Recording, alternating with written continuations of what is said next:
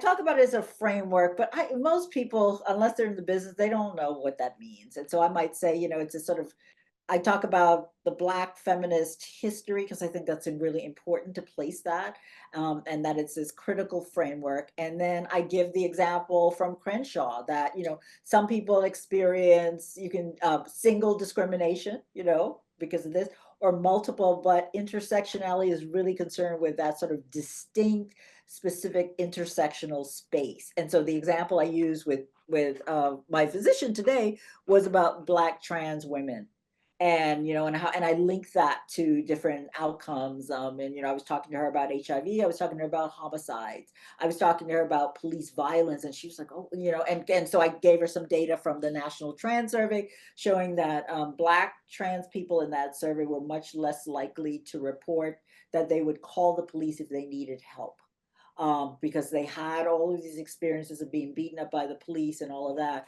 And then that, but it's not, but Joseph, that's not a 5-second conversation, but having those examples, and she stopped and she's like, oh, like, so compared to like white trans people. And so she seemed to get it with that.